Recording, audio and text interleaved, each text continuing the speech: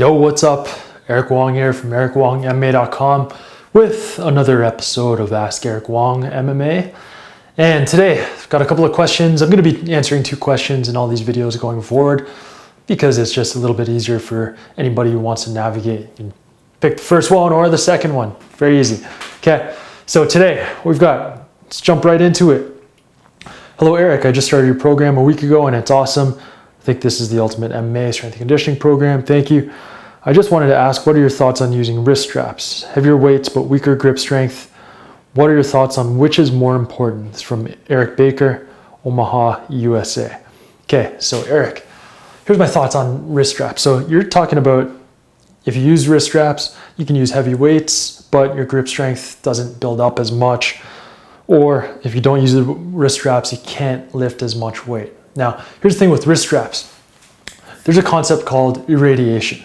And what happens is when you grab something really, really tightly in your hands and you hold on super tight, it automatically activates all the muscles up the arm, in through the shoulder, and especially in through the shoulder and the rotator cuff, okay? The scapular muscles, everything around here.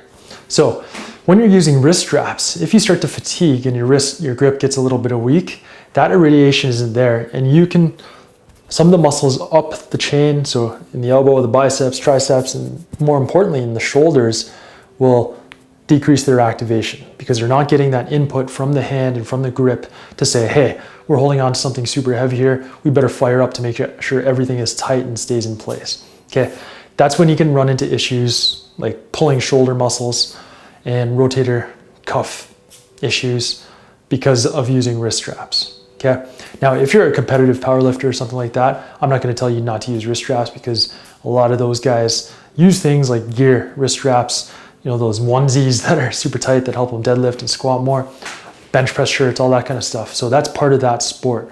But if you're not in that sport and if you're just lifting for general strength, power, and fitness for either another sport like MMA or just for your own general health and fitness, then I recommend not using wrist straps at all. Okay. Just go with whatever weight you can lift and your grip strength is going to build up over time. If you need extra grip strength work, you can do some simple things like doing your set of pull-ups and just hold at the bottom, just hanging there for as long as you can at the end of the set. Deadlift, same thing. Do your 1 rep max, just hold it there for as long as you can. That's going to help you build up your grip strength pretty quickly. Okay, so Eric, that's my recommendation to you. Keep your shoulders healthy. Don't use wrist straps. Now, let's go on to question number 2 here. Hey Eric, I've been suffering from SI joint dysfunction for the last year or so. Joint seems to be staying in place now, but my lower back is still tight a lot. If I lay on my front, it tightens up pretty quickly. When I sneeze, I have to dip my knees, or if I'm sitting and sneeze, one of my abs spasms. Also, deadlifting is pretty much no-go as it aggravates the tightness. Any ideas? My mate has your hip flexibility guide and was showing me a few stretches. Is there anything you recommend that I solely focus on? Dan Gallagher. Okay, so with the SI joint dysfunction, what often happens with the SI joint is that the muscles around that joint aren't working properly, so they're not stabilizing that joint. Okay, so when you bend over, it can pop out of position, and that causes the sharp burning pain there.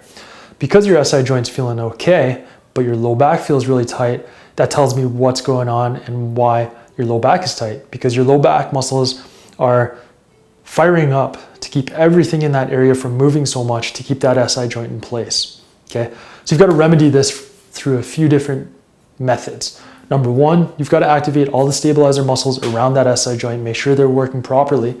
Okay, because until those muscles are working properly, your low back's always going to be tight because it's compensating for the lack of stability in the muscles around that SI joint. So exercises like simple hip extensions or hip bridges, that's good to get the glutes working.